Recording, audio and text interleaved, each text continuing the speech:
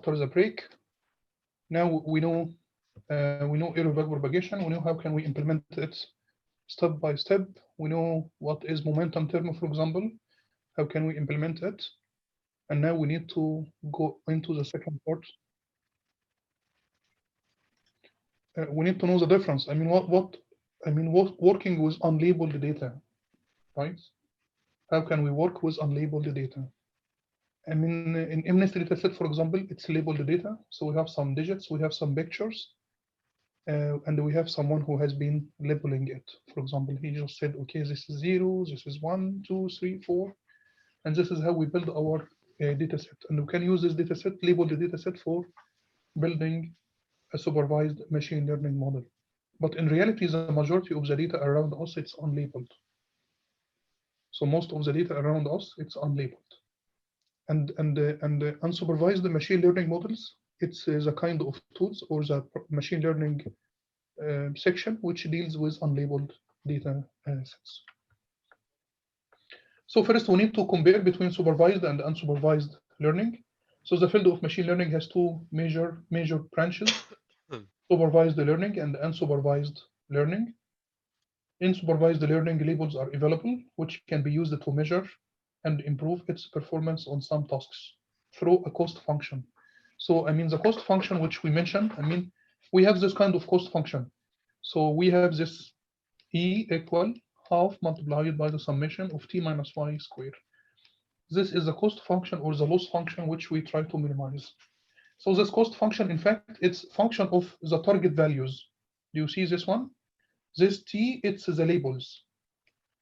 So all time we try to minimize the difference between our predicted label and our target label. And we use this error function for adjusting the weights. So in supervised learning, labels are available, which can be used to measure and improve the performance on some tasks through a cost function. So this cost function, we can use it to calculate prediction error. And we can just, from this number, we can just say if our model is good or bad. In unsupervised learning, labels are not available. We don't have such kind of labels, and the task of the AI is not well defined, and the performance cannot be measured, in fact. So if it is labeled, we can just have this cost function.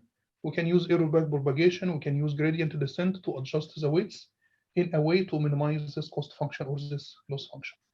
But in case of unsupervised, we don't have those labels. So we don't have this kind of function, in fact. We don't have this kind of function. So the task in unsupervised learning, it's not well defined. And the performance also, it's not easy to measure the performance of your model. If we need to measure the performance, we will run some examples today where we measure the performance using a labeled set. So we have a data set. We will train it. We will use this data for training an unsupervised model, and we will check the performance using the labels. But in reality, in unsupervised learning, we don't have labels. We don't have any kind of cost functions which can help us to measure the performance of our model. Unsupervised learning problem is less clearly defined than the supervised learning problem and hard to solve, in fact. But if handled well, the solution is more powerful. So I can give you an example. Do you know? I don't know how. For example, when you upload any picture, for example, in your Facebook account or in Google account, they can tag the faces of the people in each image, so they can classify. I mean, they can classify. So if you uploaded some images, for example, I mean, it will start tagging those faces using a bounding box, and it will tag the same person on all images. And once you give it a label, so if you go to one of those pictures and just give a label or a title to one of those bounding box, the machine will be able to recognize the same face in all other images, and it will just give him the same label, right? So it's unsupervised learning. Also, in your email, for example, when you are getting an email, the spam from somewhere, for example, and you can just mark it as a spam. It will go to the spam folder, for example, and you will not be able to get this kind of emails later on. So you teach the machine, in fact. So the machine will classify it as a spam later on. So unsupervised system is better than the supervised system at finding new patterns in future data and making the unsupervised solution more nimble on a go-forward basis. I mean, when we build a machine learning using unsupervised learning, it should be more smart, in fact. Because when we design a problem, for example, when we build a model to classify MNIST dataset, I mean, MNIST dataset, it's very well defined. We have some features, we have some classes, and we need to build a model which can classify those images into one of those 10 classes. So the problem is well defined, and it's easy really to build a good solution for it. But maybe if you got some new images by other people, they write in somehow, they kids, for example, maybe the machine will not be able to generalize and classify them, for example. Um, so, for example, if you're building a machine to classify letters, for example, A, B, C, D, E, F, G, and so on, but suddenly someone is just using Danish letters or Norwegian letters, this O, for example, or O, and so it will be impossible for supervised learning to classify the new one. But if it is unsupervised, it will detect that we have a new class. In fact, we have a new class, and it will ask the user. In fact, it will ask the user to just to give it a label. So it will discover that we have a new class, and we need to give it a label. So supervised learning, in fact, um, we measure the performance in supervised learning. AI trains on a data where it measures its performance using a cost function by comparing its predicted image label with a true image label. Labels guide the machine learning model or the AI agent by providing it with an error measure. So we have this error measure or this loss function, and this loss function will guide my model. The AI uses the error measure to improve the performance over time.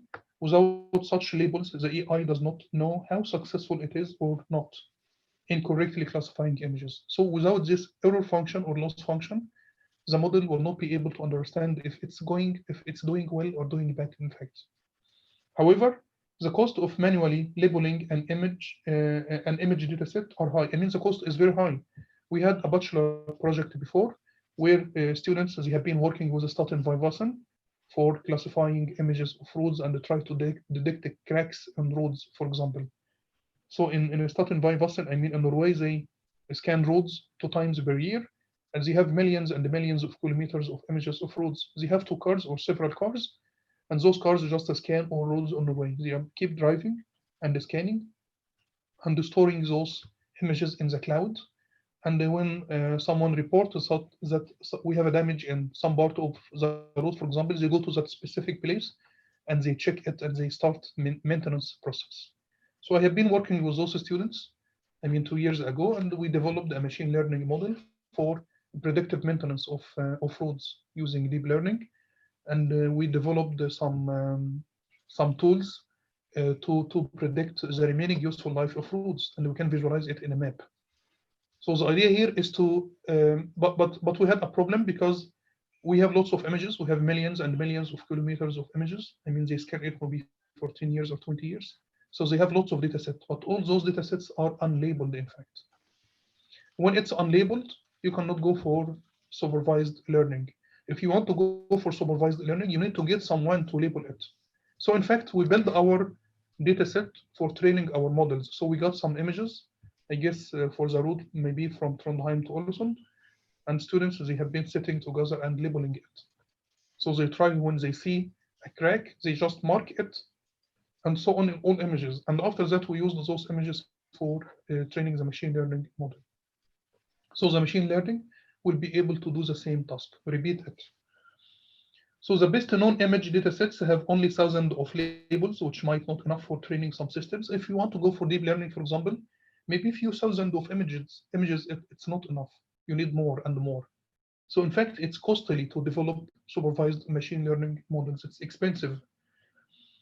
And not only expensive, it's expensive, and also it's a well-defined problem. When it's well-defined, it will be working fine in this narrow domain. But if you want to extend it to solve something else, it will be a problem. We need to retrain the model and so on. So supervised learning system will be very good at classifying images of object which has labels, but poor at classifying images of objects for which it has no label. So if you, for example, you want to build a machine learning model for object detection in an image, and we need to classify it, for example, it will perform well with the objects which has been labeled before. But if you have something different, it will not be able to classify it. But as I mentioned, in case of unsupervised, no, it will create a new class for it, and it will ask the user. In fact, it will inform you that we discovered a new class, and you need to go to this class and try to give it a label, for example. It's the same way when you upload your images in Google account, for example. So it will tag people, or it will just use this detect faces, for example, and it will ask you to tag it or label it, for example. So as powerful as supervised learning systems are, they are limited at generalizing knowledge beyond the labeled items they have trained on. Since the majority of world data sets is unlabeled, with supervised learning, the ability of AI to expand its performance to never before seen instances is quite limited. It's a problem, right? Because it will perform very bad with classes which is not labeled. So supervised learning is great at solving narrow AI problems, but not so good at solving more ambitious, less clearly defined problems of the strong AI type. So you can just say that supervised learning, it's weak AI, and unsupervised learning, it's strong AI.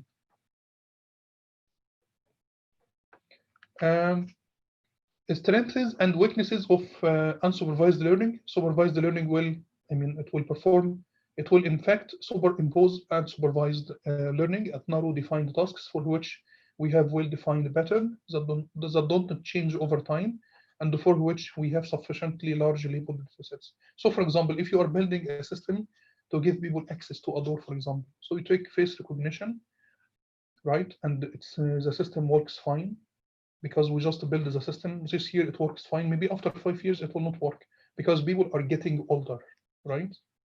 So for example, we trained the system using images of our employees 5 years ago. Now it's not working because faces are changing and the people, maybe they are wearing glasses, correct?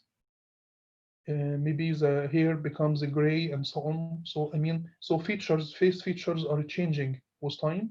So maybe in this case, the system will not be able to work, and we need to retrain those models from time to time. But if it is unsupervised learning, it will still be able to provide good performance. So instead of being guided by labels, unsupervised learning works by learning the underlying structure of the data it has trained on. After the initial training, if the unsupervised learning find images that don't belong to any of the labeled groups, it will create a separate group for the unclassified images, triggering a human to label the new yet to be labeled groups of images. So if the model discovered a new class, for example, it will trigger the user to give it a label, for example. It's the same. When you are working also with, with your email address, for example, sometimes you get some emails and it will go into spam folder. Maybe it's a spam, maybe it's not spam.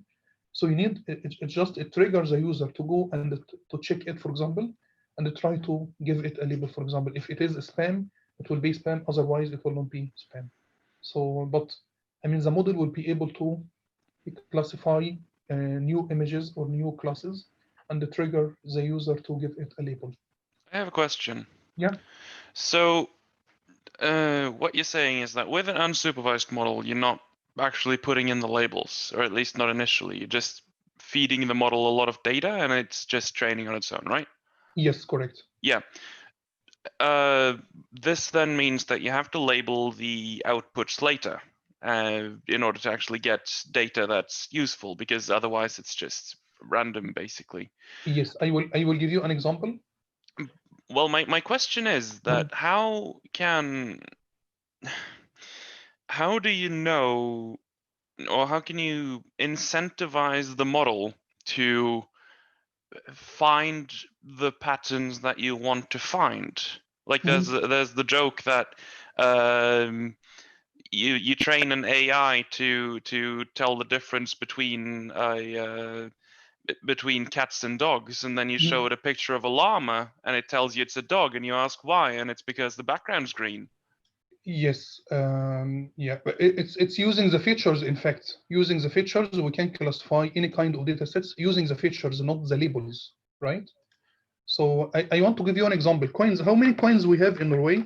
I mean, it's coins on Norway. 4. 4. 4. Yeah. 1, 5, 10, 20. Yes, it's 5, 1, 20, 10, and 20. Okay. So this is an example. I mean, we have this example. We have those 5 coins. So I will give you a bag of coins, and I will ask you to classify it according to maybe the weight and radius, for example, right? Is it fine? So where you will put 20 krona, where we will put it in this place? 20. This one. Where should we put those 20 krona cluster, for example? So if I give you a bag, and this bag has 100 mixed from different types of coins. So where should we keep those 20 krona? So it should be the weight will be higher and the radius will be higher. So maybe we can put those 20 krona here, right? So this one will be 20. So the class here will be 20. So all 20 kronas will be here. But of course, not all of them have the same weight. And radius also, if you will measure it correctly, not all of them will take, because after use, they will lose weight, maybe, or gain weight. I don't know. Maybe they are not very clean. So there will be slightly some difference in weight and radius. So anyway, we will put 20 krona here. Where is 10 krona? 10 krona, it's maybe 10. Unfortunately, they will be linear, right? Because it's anyway. So we will put 20 krona here, 10 krona. So we will have here 10 krona. Maybe also we will have 5 krona here. It's linear. I'm sorry, because I'm putting it as linear. So this one, it's 5 krona. Maybe 1 krona will be, I don't know if it could be something like here, for example. Yeah. So this is 1 krona.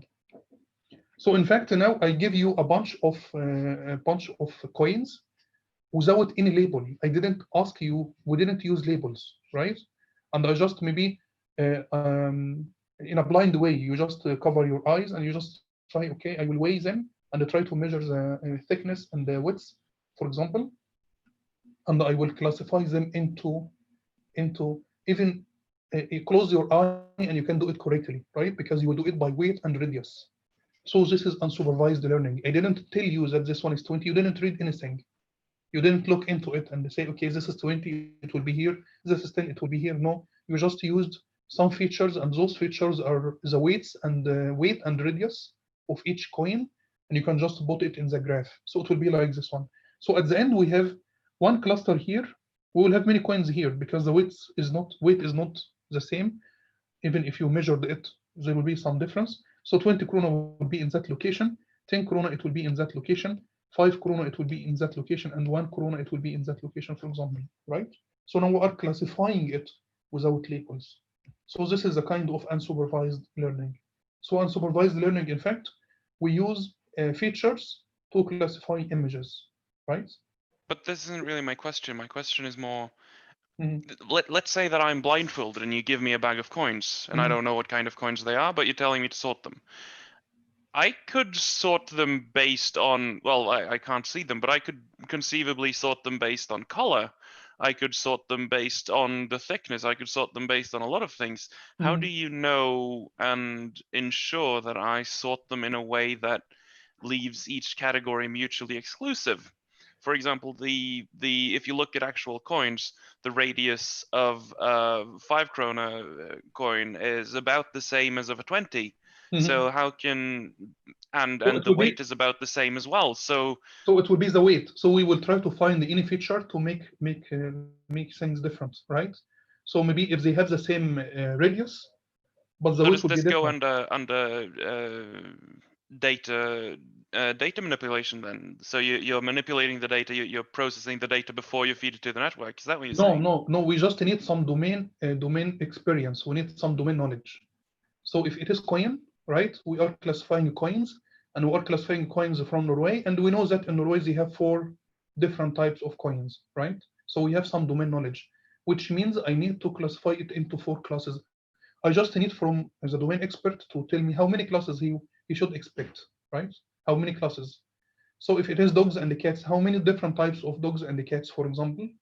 So we will try to use those features to classifying them into 4 different classes, but the machine will not understand what is the meaning of this one, what is the meaning of this one, what is the meaning of this one. We will ask the user to go and give it a label. So after classifying it, the machine will tell you, okay, now I have 4 classes. Can you please go and check which one is one? Because I don't know. So you will go into it, okay, this one is 20. So any coin will be in this region, for example, it will be 20. Any coin in this area, it will be 10 krona. Any coin will be in this area, it will be 5 krona, right? So it will use features for classifying things. And after that, we need the domain. In unsupervised learning, we need the domain experts all time. We will also classify a person in the image, which you just uploaded it to Google Drive, for example. It will ask you to tag it, right?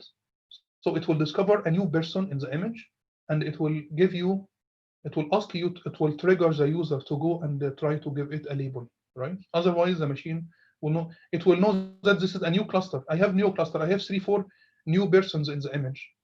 So it can classify them. So if you will upload 10 images, for example, or 20 or whatever, it will discover, okay, now we can discover 1 persons or 2, 3 persons, which means 3 classes, 3 new classes in my data set.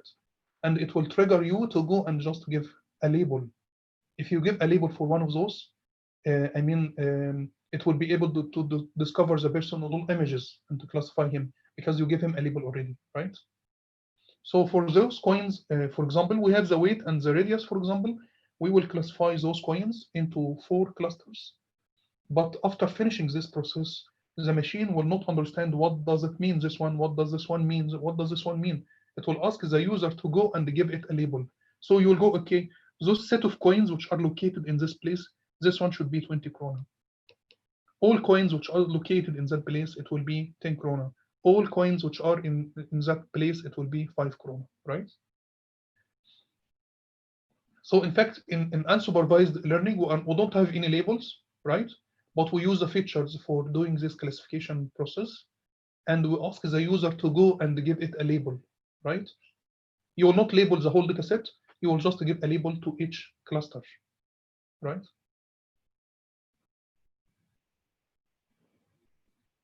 I think I understand a bit better, but I still don't think I'm able to explain myself clearly enough. But we'll see if I can find a better way later. Yeah. I just try to find an example also, but also, I mean, in this spam ham emails also, it's unsupervised, in fact. So the machine learning, it learns from you, in fact. So when you are getting some emails from different, some specific domains, for example, it will be able by itself to say, okay, this is a spam. In some cases, you get an email, but she is not, I mean, the machine is not, I mean, sure if it is a spam or ham, for example. So it will ask you to help her. I found this new cluster here. Is it still spam or is it ham? So you need to go and just click, okay, this one is spam. So it will block all emails from that domain, for example. So it uses, in fact, some features from the image, I mean, for example, we will have an example today for classifying, for example, iris dataset. Iris dataset, we used supervised. We classified it as a supervised problem. We will repeat it today, in fact, as unsupervised program, and we will see, right? So just for an example, for supervised algorithms, we have artificial neural network. Feed-forward the neural network, it's supervised because we have some inputs and we have some labels. We use those labels for calculating the error, and we use the error to adjust the weights. So it's supervised. We have also an algorithm which is called the KNN. KNN, it's key nearest neighborhood. Key nearest neighborhood. This key nearest neighborhood, it's a very simple algorithm, and it works like this one. If you have, for example, a data set. We have two classes, for example. We have a red one and the blue one, for example. So we have 2 classes, right? So it has a label, so it's a supervised because I just said this one it's a blue one and this one it's a red one. This one it's a 20 krona. This one it's 10 krona. So we have 2 classes. We have labels. So those data they came from supervised data set with labels. And we got a new example here, the green one, right? So we got the green one here. So the green one, we need to decide, is it blue or is it red, right? So key nearest neighborhood, it will just calculate the distance between this new example, and all my data points. We will measure the Euclidean distance, for example, right? We will measure the Euclidean distance, and we will sort it in descending order. So we measure the distance between the new example and all my data points. We will sort it in descending order, and after that we will pick the key nearest examples or neighbors, key nearest neighbors, and we will vote for I mean for the cluster, for example, for the so for example, if k equals 3, we will look for the nearest three nearest three neighbors, and we will see the majority of vote. If it is blue, this green one will be blue. If it is red, this one must be red. So this is called the key nearest neighborhood. So KNN, in fact, it looks at k number, which is integer number of nearest labeled points, and the vote on how to label the new point. The new point will take the label of the majority, in fact. So in the example that you have here, for example, you have the green one, let's say that k equals 3, then the blue, the red, and the red would be the nearest neighbors. The red would have 2 votes, the blue would have 1 vote, and so the green would be classified as red. Yes, okay. So it's a very simple one, in fact, and it's a kind of lazy algorithm because it's computationally inefficient algorithm, because each time we need to calculate the Euclidean distance between the new example and all data points. So we need, in our memory, in fact, we need to keep all examples in our database, for example, or the memory, for example. We need to keep all those examples, because each time, if I got a new data point here, for example, so imagine that I got a data point here, I need to keep all examples. So I got one here, which is a green point or something, so I will calculate the distance to each data point, right? And I will sort those into descending order, and I will find the nearest, for example, nearest 3 values. Maybe the nearest 3 values are those. We will vote. So when we vote, we will see that we have 3 blue and 0 red. So this one will be blue. So the problem here, in fact, is that we need to keep all data points all time with us, which might not be possible because, I mean, for privacy, for GDPR, for example, might be impossible to keep the data point in your computer, for example. So KNN, in fact, it's a classify new data point. It needs more time to scan all data points and more memory to store and to sort all data points. It performs poorly when the number of observations and features grow and become computationally inefficient. The number of neighbors in KNN is hyperparameter that you need to choose at the time of building your model. So we need to select, I mean, K is hyperparameter, so we need to select K by ourselves, right? So we need to choose K. What value of K? It could be 5, it should be odd number, of course, because when it's odd number, it will be easy to classify, because we will not have a case where we have equal number of votes, for example. So when K equal should be, for example, 1, K equal should be 3, 5, 7, and so on. If we have 2 classes, if we have 3 classes, it will be more complex, in fact. So it will be more complex.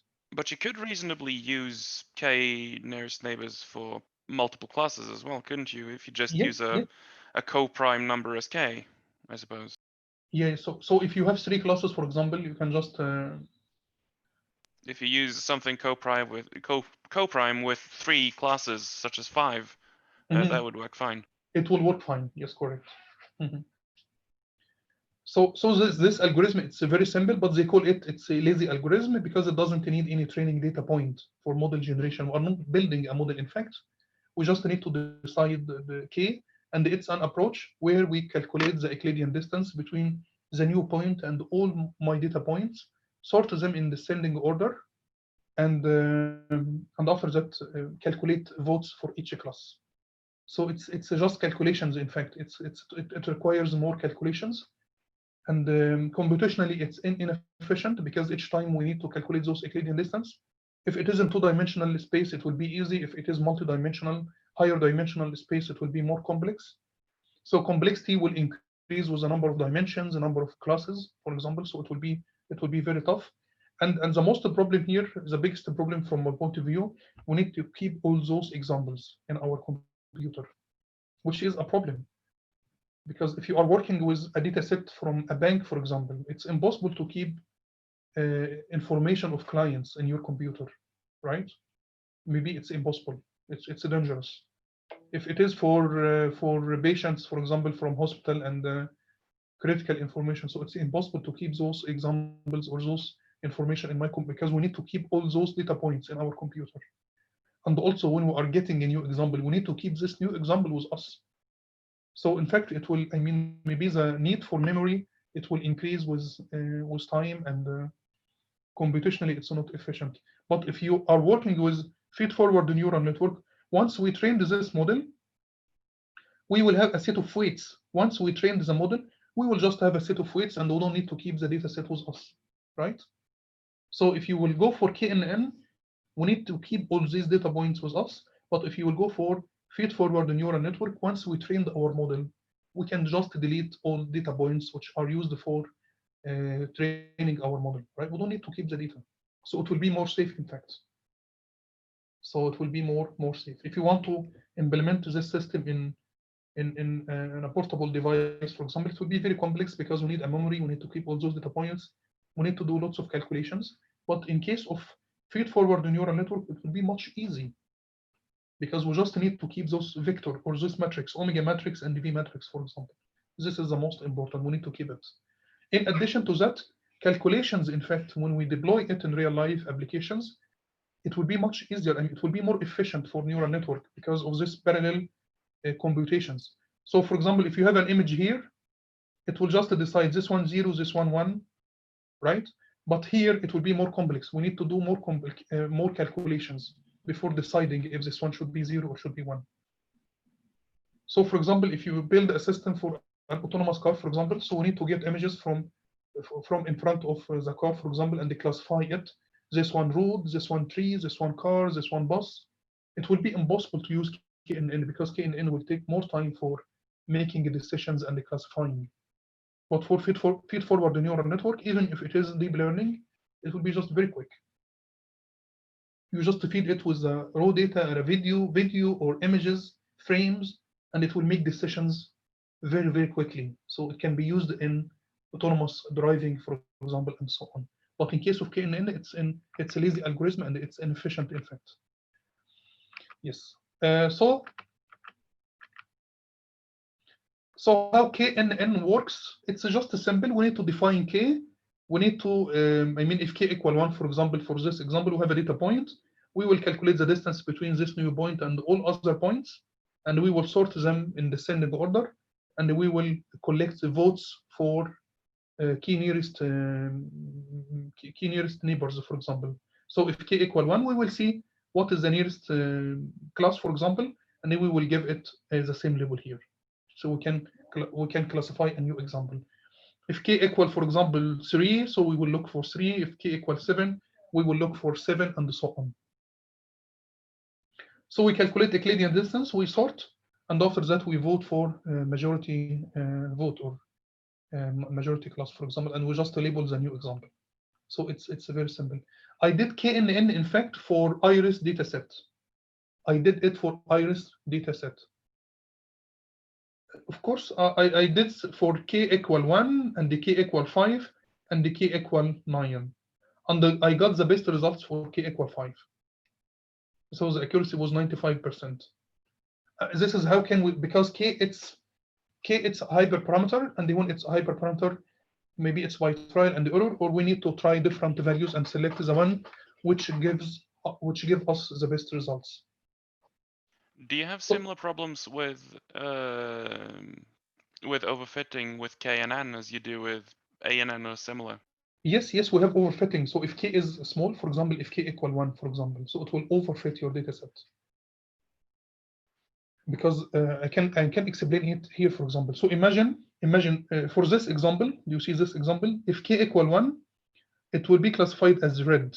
But if you selected K equal 7 or 5, maybe, so maybe it will be classified as blue, as green, class B.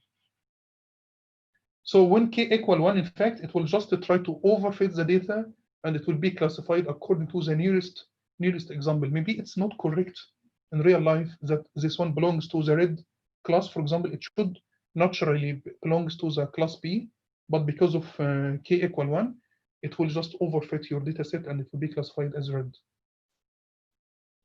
So when the data set is, when you have some kind of overlap, you need to increase the value of k to get more robust performance.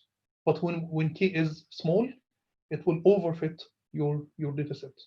It will be classified according to the nearest one, for example. They call it key nearest neighbor, not key nearest neighborhood or neighbors. It will be key nearest neighbor. And it will overfit your data set, especially when you have a kind of overlapping between classes. So here I did it for k equal 1. I got different solutions when I'm running it here, but we should not get different solution in fact, right? So for example, when k equal 5, maybe this solution is for different k, maybe. In fact, I don't remember.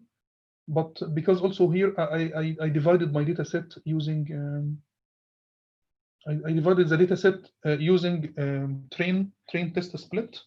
And in train test split, it shuffles the data set each time. So maybe each time it shuffle it in different way, for example.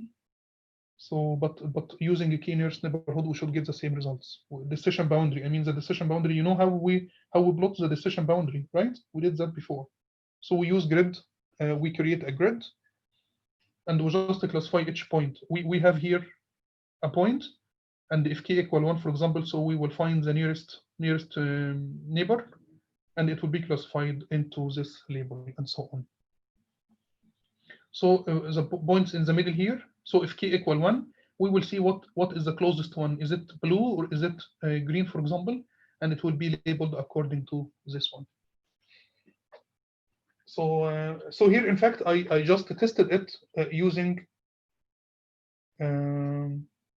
X-train and Y-train. I divided the data set into one for training and one for testing. And I used the k equal 5, for example. And we got different results. Yeah, I guess so this approach, KNN, it's a supervised learning. So we studied KNN, for example, and we studied feed-forward neural network. We know the difference. KNN, it's a lazy algorithm, which means we need big memory, we need lots of calculations to make decisions. But in case of artificial neural network, it's much smart, much better, in fact, because once we train the model, we don't need to keep the data. So you can train your model, and after that, we don't need to keep those huge gigabytes of data in our computer, because it will be very tough. Because with the artificial neural network, when you've trained that, you just have a fairly simple equation that you just plot in your variables in, right? Yes, we use error backpropagation for adjusting the weights, and once we adjusted the weights, and once we are happy with the performance of the neural network, we can just say, okay, now we will stop training, and now we will deploy it. We will go into production, and we will implement it in our autonomous car, in our quadcopter, for example. So we don't need to keep all those data points which has been used for training our model, right? But in case of KNN, you need to keep the whole data set with you all time. Why would you ever use KNN then over ANN? Why do we need to use KNN? Yeah, why, if artificial neural networks are much better at being computationally efficient, why would you want to use KNN? Like, what's the boon of using KNN over ANN? No, I mean, those algorithms have been developed maybe before artificial neural network. I don't know the history, in fact, when they invented this KNN, for example, but its approaches, I mean, it's long history. I mean, to work today with those artificial neural network, it takes maybe many years, in fact, maybe 40, 50 years to develop those tools. So maybe at the time also they have been thinking that we need to find an algorithms which is efficient. So it's the progress, I mean, how things are, developed. So this is more history than actual Yes, useful. yes, of things. course.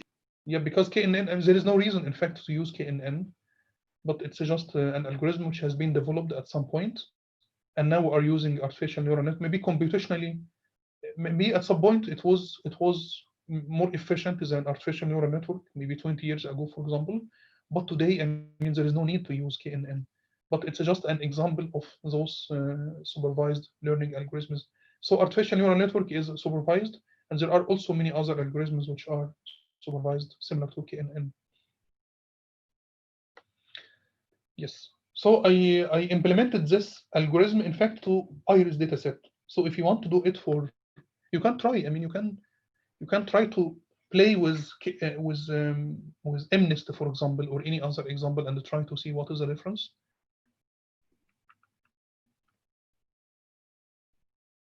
Yeah, I mean those. I mean the plot here. It's for the test set, right? For the test set, and you can get the accuracy. So, I mean, you have this code. You can just go to the code and try to play with this one.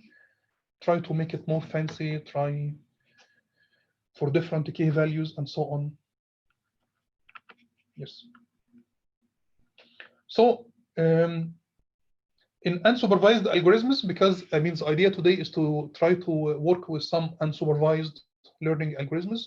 We talked before about BCA, and the BCA it's unsupervised and it's used for dimensionality reduction. I mean BCA, in fact, it's a block. We have set of input x, and then we will get here another x, another set of features x dash, for example. But those x dash, in fact, it's the eigenvectors and eigenvalues, and it's sorted in descending order according to the eigenvalues. So you can pick the top 100, the top 10, the top 20, for example, principal components, and you can use those 100 values or 10 values, principal components, for training your model. So BCA, it's based on statistics, and it's used for dimensionality reduction, and it's useful for machine learning, because instead of building a more complex model, we can just build a simple model using those very superior features for training our model and solving it. And when the model is more simple, we will have better chances to avoid overfitting, for example. So BCA, it's a very important tool. And once you have this reduced set, so this is the original set of features. This is the original set. And we will get the same, a different set, in fact. We call it eigenvectors. For example, it has the same size as X, in fact, but we can pick maybe the first 20 principal components, and we can use those 20 principal components for reconstructing the image. So we can have an image here. We can convert it into the eigenvectors. We can pick maybe the top 20, for example. We can use those top 20 for reconstructing the image one more time. I guess we did that before. And after that, we will talk about clustering algorithm, which is k-means clustering. K-means clustering is very important algorithm in unsupervised learning, very, very important. And after that, we will talk about autoencoders. We can use autoencoders for feature extraction and also for dimensionality reduction, denoising. So there are many functions for autoencoders. So the autoencoders also, it will work similarly to the principal component analysis. We have a set of features. We can get a reduced set of features using autoencoder. So we train an autoencoder to code an original set of features into a small set or a reduced set of features. So it works in a similar way to BCA, but of course, autoencoder, it's feed-forward neural network, right? So it has non-linearity, and maybe it's more efficient than BCA, in fact. But of course, it takes time for training it. And then when we build the autoencoder, we can use the first part, which is the encoder for encoding the original features into a subset of features. So we will see it today. So k-means clustering. I mean BCA. I will not talk about BCA because we talked about it before. So it's unsupervised learning, which you try to learn the underlying structure of a data set that does not have labels. So we are not working with labels. We are working only with features, and therefore we call it unsupervised learning. We use it for dimensionality reduction. So it projects higher dimensional input data to low dimensional space, filtering out the not so relevant features and keeping as much as of the interesting ones as possible. So in fact, we convert my feature space into a lower feature space, and we use those lower feature space for building our model and the visualization as well. Dimensionality reduction allows AI to be more efficient in solving larger scale and computationally expensive problems, which involve images, videos, speech, and text, correct? Because if you are working, I mean, BCA, we can use it for compression, also data compression, correct? Because I can have an image. This image, maybe the size is just an example, 28 times 28 for MNIST dataset, which means I have 784 pixel values. If you can use BCA, for example, we can convert those 784 feature values into maybe a set of 100. So in this case, I can use 100 for training my model instead of using 700 features. So it will reduce the complexity of my model. And for compression, for example, we are compressing the image into a code which can be used for reconstructing it one more time, by the way. So it's like for data compression, for visualization, to help us to have to work with large scale and computationally expensive problems. If we can reduce the set of features, so we can get the most efficient, most relevant features to work with. BCA identifies which features out of the full set of features are most important in explaining the variability in the dataset, and filter out the features that are less useful in explaining the dataset. So in fact, we try, I mean, using BCA, we try to find the principal components, which is the eigenvector, and the second the second principal component will be perpendicular to this one.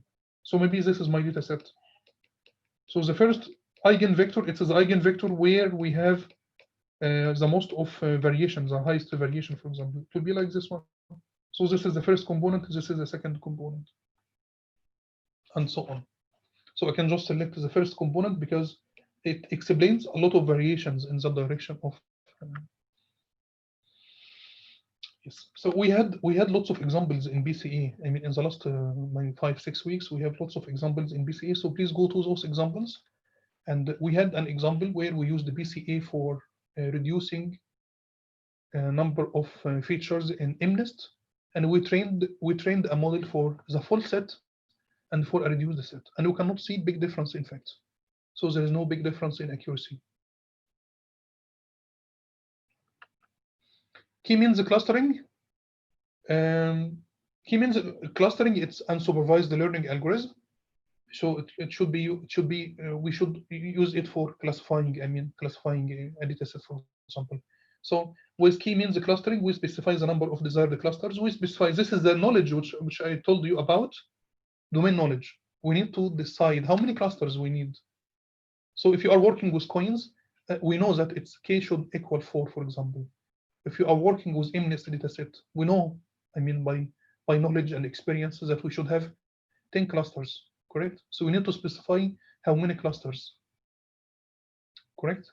To speed up this clustering process, k-means randomly assigns each observation to one of the k clusters, and then begins to reassign those observations to minimize the Euclidean distance between each observation and its cluster center point. I mean, we start by centroids. We define centroids, k centroids. We pick k values or k examples from the dataset by random, and we say, okay, this is the centroids, or those are the centers of the k clusters which we are looking for. And after that, calculate the Euclidean distance between each point and those centers, and update the centers. So I have this example. It's the same example. We have x1 and x2 from IRIS dataset. We have 3 classes, right? So this is my dataset, but this one for the testing dataset, in fact, right? So how the algorithm works, in fact, we decide how many clusters we need. So I used this one from sklearn. So we need to decide how many clusters, number of clusters. So we select k equals 3, for example. And if k equals 3, we will select 3 data points as 3 centroids. And after that, we will calculate the Euclidean distance between each data point. We will go for the first data point, for example, this one. We will calculate the Euclidean distance between this point and this center, and this center and this center. We can see that this one, it's closer to this one, right? So this one will be assigned to this cluster, and we will update the centroid. So now the centroid will go to the distance to the will be the average between those 2 points. So the centroid will move to the average here. We will go to the second data point. Imagine it's this point. We will calculate the distance between Euclidean distance between this point and all centers. We will sort this in descending order. So this one will be assigned to this cluster because it's closer to this one. And we will update the centroid here. So it will be the average between the old center and the new data point, and so on. We will do this one until no more changes will happen. So at the end, we got 3 centroids. We got one center here, we got one center here, and we got one center here, right? So we have 3 center points. If you got a new example, you want to test it, for example. So imagine that I got an example here. This is new example, which is rectangle. I will just calculate the Euclidean distance between this data point and the 3 centers or centroids, and I will assign it to the closest one. So if this one it's closer to this one, it will be green. If this one closer to this one, it will be blue. If it's closer to this one, it will be brown. So this is how K-means clustering works. After training our model, we will get 3 values, the center points. So this one, it's much better than KNN, in fact, because also here we don't need to keep the data points. We don't have any weights, but we will have 3 center points. So after training this one, we will have centroids, and those centroids, it will be a vector of 3 values. So it will be, I call it C1, C2, and C3, for example, and this is X and Y. So I will have 3 center values or 3 centroids. If you have any data point, you want to test it, you want to classify it, we will just calculate the Euclidean distance between this point and the 3 centers. We will sort it, or we will assign it to the nearest one. So if, for the example of coins, for example, I will collect lots of coins. We will find the center of 20 krona, it will be located here. The center of 10 krona, it will be located here. 5 krona and 1 krona, it will be here and there, right? We got a new coin, which I don't know. So I will just calculate the distance between, Euclidean distance between this new example and the 4 centroids. And we will assign it to the closest one. So if it is closer to 1 krona, it will be 1. If it is closer to 10 krona, it will be 10. If it is closer to 20 or 5, it will be. So this is how K-means clustering works. So K-means clustering, it's unsupervised learning, because here we are not working with labels. We are working with the features. So after training your model, you need to give it a label. For example, you can say, okay, this is a centroid of 20 krona. This is a centroid of 10 krona. This is a centroid of 1 krona, for example, right?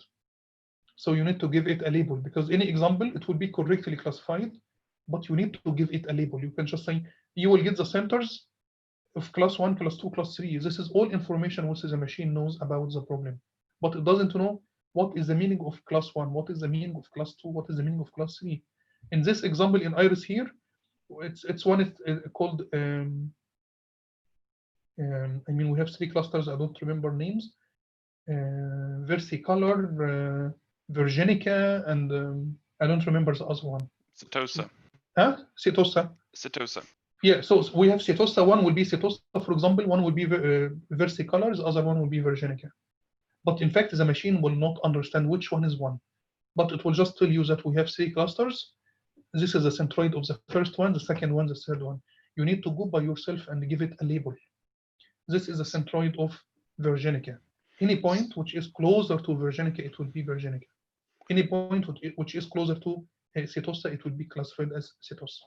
So this is how unsupervised learning works. So the machine here is not told that these parameters are for this this class. It's just giving all of the data with none of the target features, and Yes. then trained on that to find a user-specified number of clusters. Yes. Is KMC actively used now, or is it like KNN just No, KMN history? K-means clustering is very important algorithm. In fact, they are using it in Facebook, for example. Sometimes you get some recommendations, which friends. So sometimes you get those recommendations from Facebook, right? They propose friends to you, correct? How Sure. they do it? And in LinkedIn, sometimes you see that someone is popping up that he is closer to you. You need to send him a request or something. In Facebook account also. So they try to, so they use features, in fact, and they calculate the Euclidean distance between you and those other examples. And when they see that there is one who is closer to you, they can just recommend him to you as a friend, for example.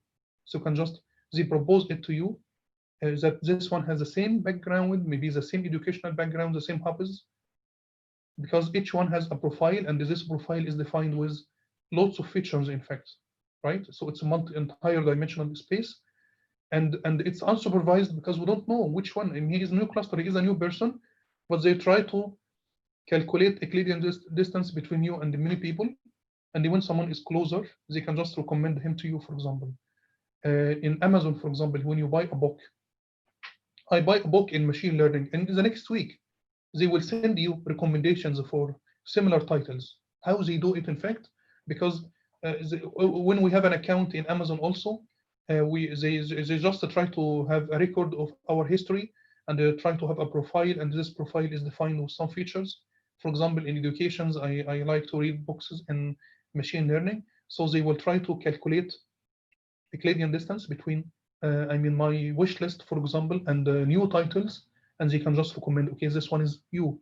If you like music, you will get different recommendations by the system. So it's totally unsupervised. So k-means clustering, it's very important algorithm, in fact, very important. It's one of the most powerful and one of the most famous algorithms in unsupervised algorithms, and it's used today, in fact. Those recommendation systems, so for example, you are traveling to some places in summertime, and you will just get, I mean, we are using booking.com, for example, or those websites. So they know that you like to travel to those locations. So if they got some offers, they can just find the distance and they recommend those places to you because they are expecting that they will like you. You will like those destinations, for example. So they use k-means clustering, in fact, for doing this. So it's the Euclidean distance between my features and the features of other people. So we can find that we have common interest if both of us like football, if both of us watch games in football stadium, for example. So they can send a recommendation for us to buy sports clothes, for example, and stuff like this, because there are some similarity between both of us, for example. So they can measure the distance between our two profiles. So k-means clustering is very important algorithm, and even in expert system, because we should study expert system. In fact, in expert system, it's based on, it's role-based system, and building those rules, in fact, it's very complex because we need to extract those rules from a domain expert. So if I need to build an expert system for a banking system, I need to go to the bank, understand the problem, work with the people in the bank, and try to extract those knowledge as rules, right? Which is very tough, very tough, in fact, because maybe if you are in good mood, you will work hard, you will get very good rules from the people who are working in the bank, and you will build a good system. But how can we automate this process? How can we work with data? So imagine that the guy who was doing this job, he has died, for example. He was died in an accident, for example, but we have his computer, we have the Excel files which he has been using for 10, 20 years, for example. So one way for building those knowledge from the data using k-means clustering, in fact. So we can extract the rules from the data using k-means clustering. So k-means clustering is very important algorithm. And there are lots of versions. I mean, the one which we are presenting here, maybe it's the simplest one, but there are lots of versions, in fact, from this one. It's k-means clustering, fuzzy k-means clustering. I mean, there are lots of variations, in fact, of this algorithm. But maybe this is one of the most simple algorithms. So this algorithm, it's very simple, but it's very efficient, because after training the model, we will have the centroids, right? And once we have the centroids, we can just classify any point, right?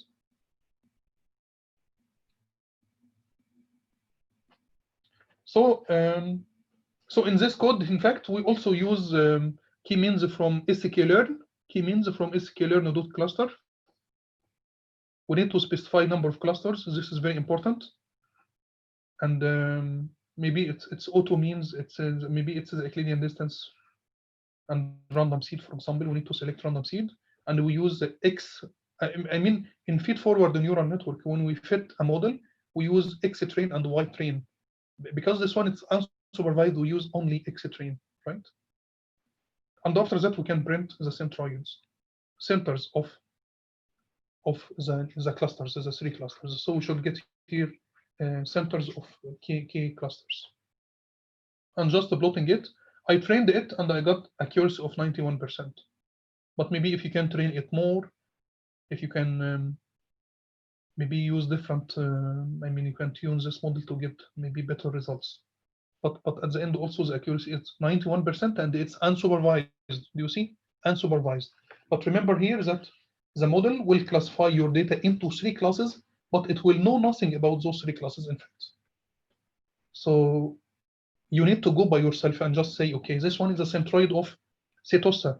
This one, it's a centroid of versicolor, and so on. So you need to specify, you need to give it a name or tag it, in fact. Yes.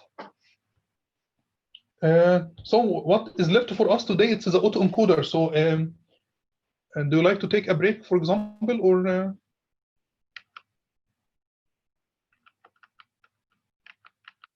So we have today, it's only the autoencoder, and maybe we will stop at that point.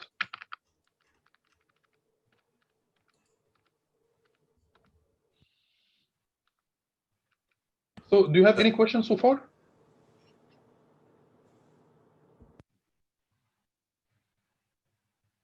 How does the so if you're looking at the k-means clustering right there that you have drawn up, the red and the green classes are somewhat overlapping. How does the algorithm decide which is which?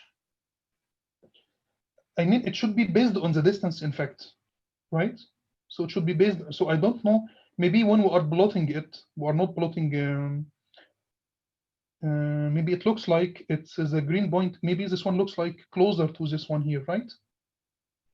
Some point looks closer to this one, but maybe plotting, I don't know when I plot it, if I try to make it, you know, when we are plotting, sometimes we, do you understand me? No, not really, no. No, maybe the distance is actual distance is because the Euclidean distance here, it's a square root. It should be like x minus x1, x minus x0, x minus x0 square plus y minus y0 square, right? Because it's in 2-dimensional space. So maybe it looks like closer to this point, but maybe it's not realistic. Maybe it's not the Euclidean distance. So we need to measure the Euclidean distance of those examples and to see really if those examples are closer to this one or not. But of course, I trust the algorithm. So when we are plotting, maybe when we are plotting, it's the axes are not in the actual dimension. Maybe you need to do it in.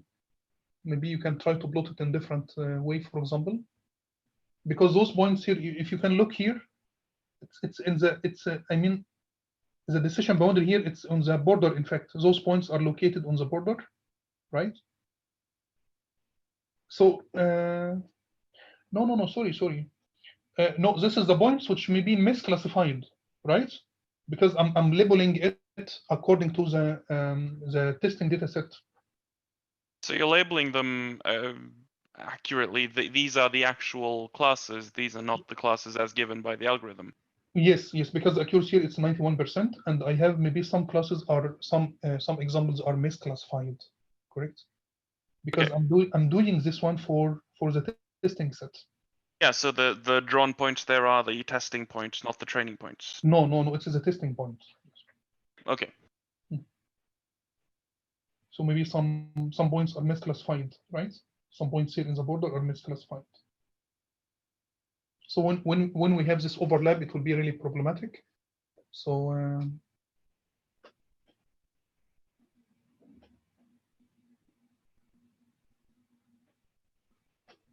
so in fact, I'm testing. Do you see here the accuracy, also accuracy score, I used y-test here for testing the accuracy of the algorithm. So I can predict for X test, I can predict for X test, I can predict in which class 1, 2, 3, for example. And after that, I have Y predict and Y test, and I can get the accuracy. So the accuracy it's 91%, which means we have like 9% misclassified cases. So maybe those are the cases which are misclassified, right?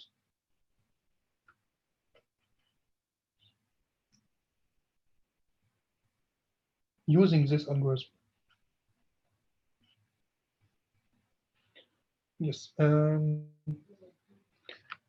So the autoencoder, it's also unsupervised learning, and the autoencoder, it's very simple and it's exciting, in fact, because the autoencoder, it's unsupervised algorithm, and it consists of two parts. The first part, we call it encoder, and the second part, we call it decoder, and in the middle here, we have something they call it bottleneck, or the code, in fact. This code, it's in fact, it's compressed representation of the original input or the original image. And the autoencoder, in fact, it's supervised because we don't have any labels, in fact. So the input will be the original image, and the output also will be the original image or reconstructed image. So the encoder, in fact, it will convert the original image into a code, and the decoder will reconstruct the image using this compressed code or compressed representation. And it's a feed-forward neural network, so it could be one layer here and one layer here, and in the bottom we have the code. In the middle we have the code, or it could be deep. So it can be simple autoencoder, or it can be deep autoencoder. When it's deep, it means we have more than one layer. So this part here, this is the encoder, and this part here, it's the decoder. So we use the original image here to we use the original image as input, and also, in fact, we have the original image as an output. So we train it using XTrain and XTrain. I mean, when usually when we are working with a model for classifying, we fit the model into X and Y. No, this one, we fit it using X and X, because the input will be X and the output will be X. In this case, in fact, the first part, which is the encoder, it will learn how to compress the data into this code, and the decoder will try to reconstruct. It will learn how to reconstruct the original image using this coded version or the compressed representation of the image. Does that mean that would you usually train the encoder and the decoder as two separate networks? No, Can you use... only one. Only one. Yes, if you want to do it separately, it should be fine, by the way, right? But why should we do it like this? We just So build... can you use the encoder just in reverse as the decoder? Yes. So the decoder, in fact, reverse. What do we mean? Well, if you look at the figure that you have above there on the right side, you have what looks like some sort of algorithm to get from the input to the code. And then, at least if the colors and the shapes are to be trusted, then it looks like you have the same steps but taken in reverse to get the output. Yes, correct. Yes, you are right. Do you know why? Because I need to use error backpropagation here to adjust the weights. And if you want to adjust the weights, I need to reconstruct the image one more time and subtract this reconstructed image from the original image to create this reconstruction error. And I will use this reconstruction error for adjusting the weights, right? So when we go forward, I mean, the main task, in fact, it is the encoder. For me, the most important part is the first part, which is the encoder, because I want to use it as a principal component analysis, for example. I want to use it for compressing my data. I need to get the code. So the most important for me is the code. How can we get the code? We need to get the code from the encoder. So I want to train the encoder. But how can I train the encoder? I will train the encoder by adding the decoder also. So the decoder will use the code to reconstruct the image. Reconstructed image minus the original image, we will have an error. We will call it reconstruction error. I will use this reconstruction error in the backward to adjust the weights. So this is how we will train our autoencoder.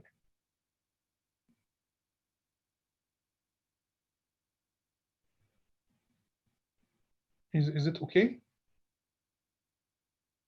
So in fact, in this autoencoder, we have the input image. We will use this input image to get a compressed representation of the image, right? Which we call it the code. And after that, the decoder will use the code to reconstruct the image one more time. Once we reconstructed it, it will not be exactly as the input image. There will be some difference, correct? So the difference between this reconstructed image and the original image, we call it reconstruction error. We will use this reconstruction error for adjusting the weights. It will be the signal which will be used for adjusting the weights. Once we trained our encoder, we will slice it, and we will take the first part for image compression. If I want to compress my image into a code, I will use the first part for doing this dimensional reduction, right? So in this case, if I have MNIST data set here, I will compress it into maybe 10 values or 16 values or 32 values, for example. So we will compress it into a code, and we will use this code for building the classifier, right? So in fact, if you are building a feed-forward neural network to classify MNIST dataset, I can put in front of it this encoder. So the encoder will get the original image, it will compress it into the code, and I will use those code as an input to my classifier. So in this case, we compress. So in this case, we will guarantee that I have a model which is really simple, and it will not overfit because the number of weights will be much, much less. So the autoencoder, it's a specific type of feed-forward neural network where the input is the same as the output. They compress the input into a lower dimensional code and then reconstruct the output from this representation. We reconstruct the output one more time. So the code is a compact summary or compression of the input. So the autoencoder consists of 3 components: encoder, code, and decoder. The encoder compresses the input and produces the code, and the decoder reconstructs the input again using the code. Autoencoders learn a new representation of the original input data using the encoder to minimize the reconstruction error. So this is the task here. We need the decoder, in fact, to create the error signal, reconstruction error, right? Because if you want to train only the first part, how can we train it? Because I don't have a code. I don't have a code, in fact. Correct? We don't have any code. Because if we need to train a feed-forward neural network, we need to get the error signal. How can I get the error signal if I want to train the first part alone? So in fact, we reconstruct again because I need to find a reconstruction error. How can we get the reconstruction error? The reconstruction error will be the difference between the reconstructed image and the original image. So that is why we have the decoder. But in reality, after implementation, after training our encoder, we will take the first part, which is the encoder, and put it in our system, because this is the part which we are interested in fact. The autoencoder, it's data specific. So when we build an autoencoder for MNIST, we cannot use it for Olfetti, for example. I mean, the Olfetti dataset, which I shared with you, you can use also autoencoder for reducing it, right? So if I build a system for MNIST, I cannot use it for Olfetti, right? Because it's a data-driven. I need to train another one for another dataset and so on. And it's unsupervised because we don't use any labels.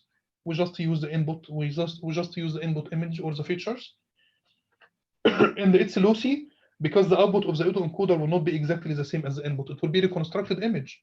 And it's similar to principal component analysis. In principal component analysis, when we reconstruct an image, it will not be exactly the same as the original image. I implemented autoencoder here for Iris, and I built it using Keras. So this is the important part here. So the autoencoder, I need to use sequential API. So I will just call a model called autoencoder equals sequential. And I added one layer. So the first layer, I call it encoder layer. And the input dimension will be 784, which is the number of pixels. This number, in fact, it's 28 times 28. Because each MNIST dataset is 28 times 28 pixels. So the number of features here, in fact, is 784. And the bottleneck will be 32. So I want to reduce the number of features from 784 into 32.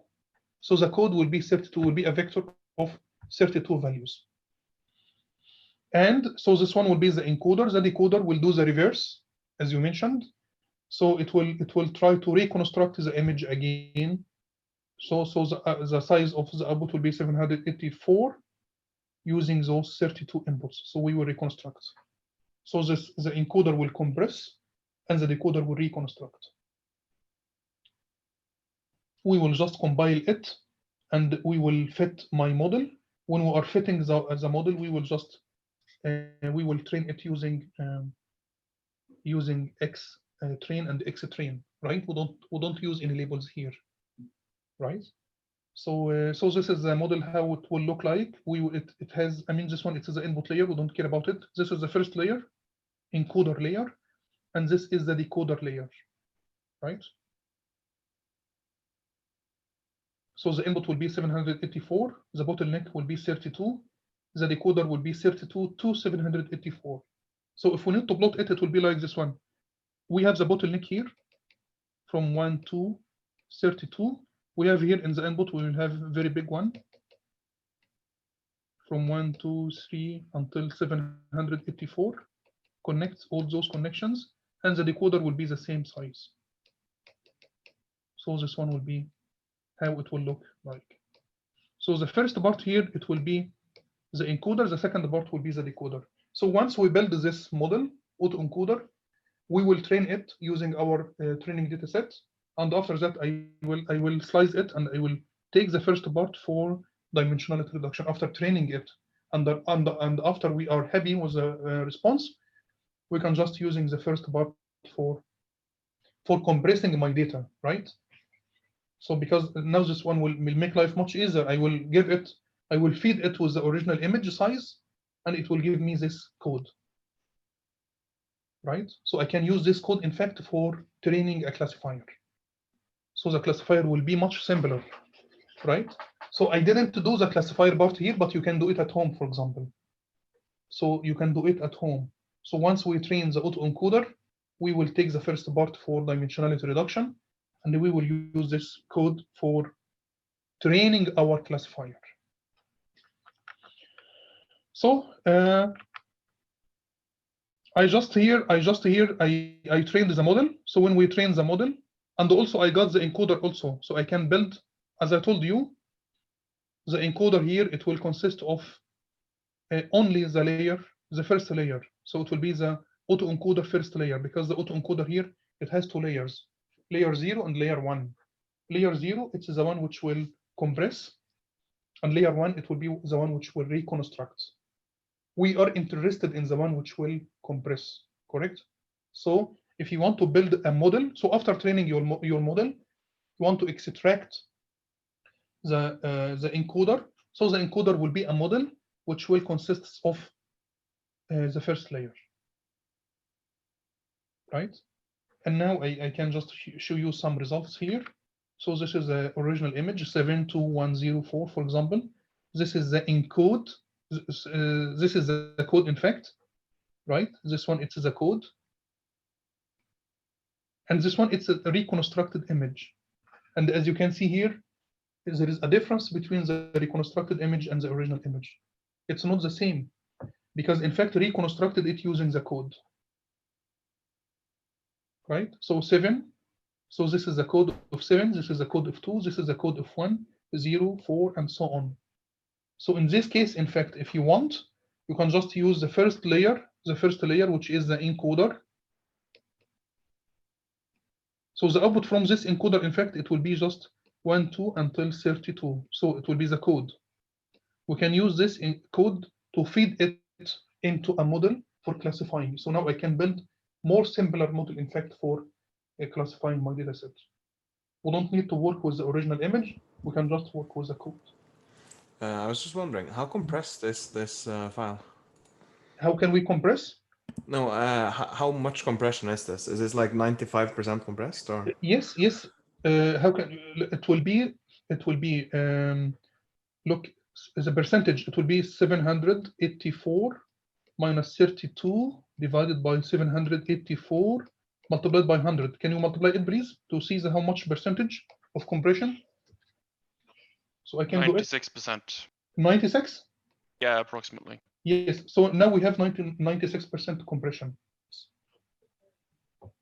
Because we are compressing from 784 into 32, right? So it's a 96% compression.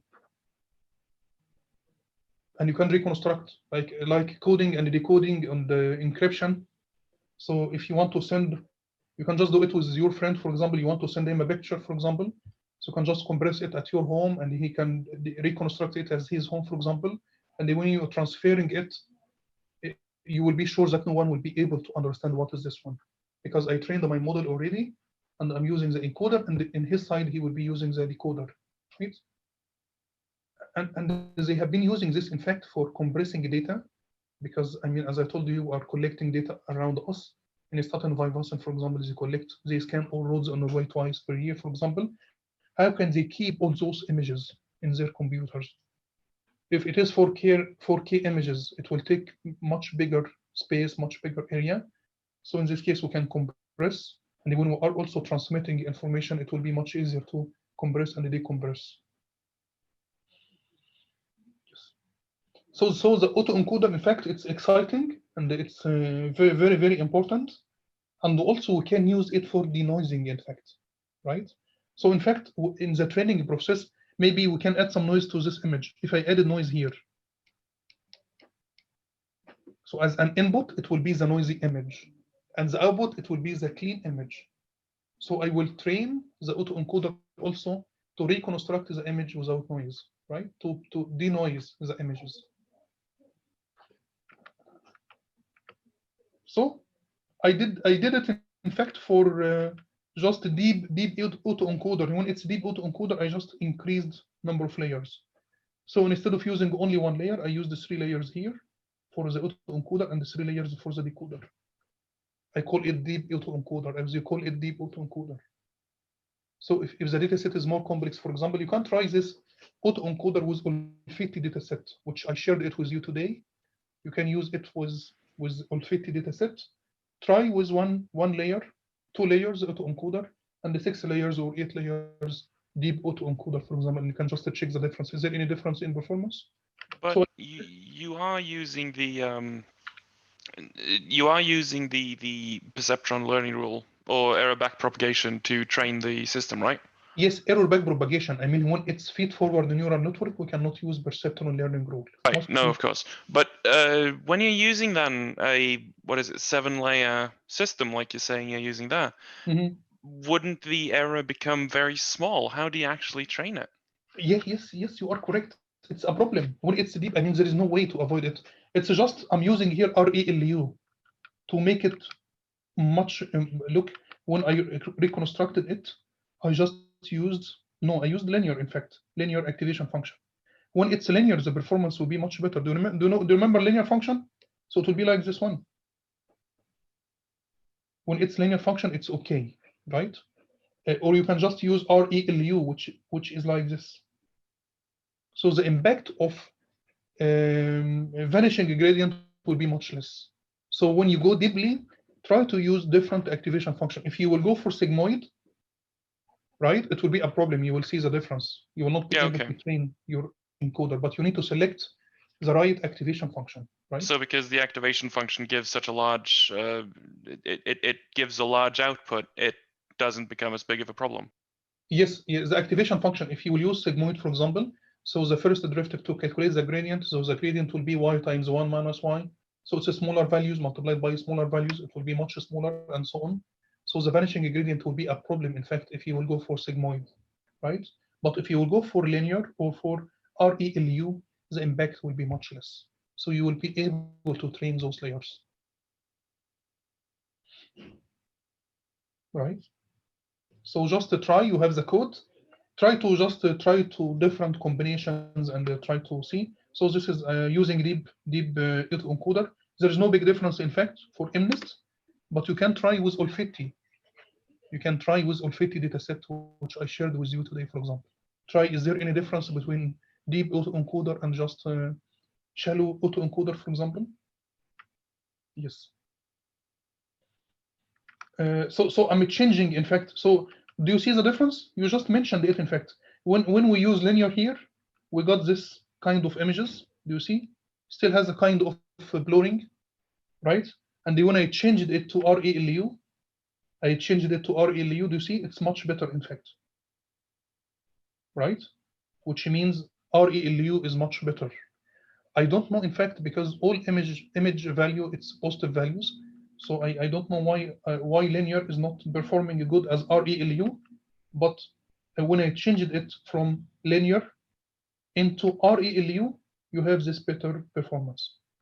Is there a handy way to predict that before you're using it, or is it just experimentation to find what activation function works the best? I guess it's, but maybe look, I used here at the end here, I used the linear. Maybe this is a big mistake to use linear here in the last one, because we need to make decisions. Maybe if you can please repeat this example one more time, but change this one into sigmoid to be similar to this one, right? This one is sigmoid, so can really make good comparison, because I don't know if the impact is from the linear function or from the ReLU, the performance. So just change this one into sigmoid, change this one here in the last layer here into sigmoid first, and make comparison. Maybe if you change this one into a sigmoid, maybe you will get better results here, because I'm expecting that the performance should be the same, right? Because anyway, we are playing in that part here, we are playing here, right? But maybe the first derivative, I have no idea, because the gradient also here will be a sigmoid. I mean, the gradient of this function will be a sigmoid, right? But what will be the gradient here? So just experiment and try to figure out what is the reason behind it, right? So for denoising, it's extremely simple.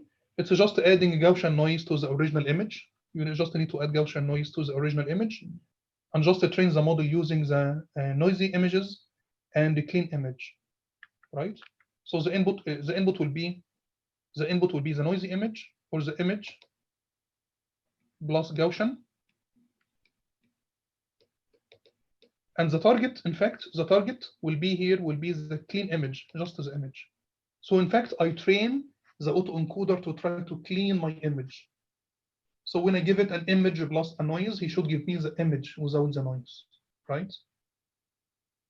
So this is the original image, and this is the image plus Gaussian, and I just train the this autoencoder to try to get the image without Gaussian, without noise. And finally, I got this nice response. So when the input is this image with noise, you will get this one, right?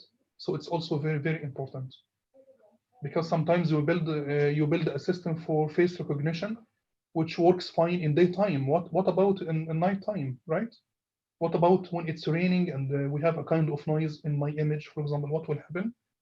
So maybe in some cases, it's very, very important to use autoencoder for denoising first, before sending those images into your machine learning model. It will be very, very important. So using autoencoder for denoising, it will be exactly the same, no difference. It's just when we are training our model, we need to train the model with noisy images. So with the images plus Gaussian noise, adding a Gaussian noise to it, and it will try to predict the original one. So this is very important. It's important not only in images. In fact, it's important in many fields. So if you are working with text, for example, understanding, if you are working with time series, for example, maybe the time series has some kind of noise. Maybe you are collecting data from a noisy source, for example. So in this case, we need to train those autoencoder to try to get rid of those noises. Maybe it will make my model confusing, and yes. So I guess we finished today, and just please go to the examples and try to experiment. You have the code in GitHub, so please go to the slides one more time. You can do it. I mean, maybe each day you can have one slide and the code with it, run it, try to make changes, try to make modifications, and improve your results. Maybe next week, it will be the last week for this neural network part or machine learning part. And after that, we will try to work with try to go into the next part with the expert system part. You have the example. I shared the example in this Ulfeti dataset in Blackboard. You can use it as a home assignment, as a first home assignment. So if you didn't submit your first home assignment, use this Ulfeti dataset and try to apply as much as possible from those methods. Try to apply BCA and train a classifier. Try to apply autoencoder and train a classifier. Try to use add Gaussian noise to the images and use the autoencoder to denoise the images and train a classifier and make comparison, just to make comparison. Try to use SCGD, and BGD, for example, MBB BGD, minimum mini patch gradient descent, and so on. So try to use all those approaches. Try hold out validations and cross validation. So we learned a lot, right? So just use one example and try to apply all those techniques to this example. Write your code in Colab, add a link to your report, send it to me, right? And I will check it and I will give you a feedback on it. So any questions for today?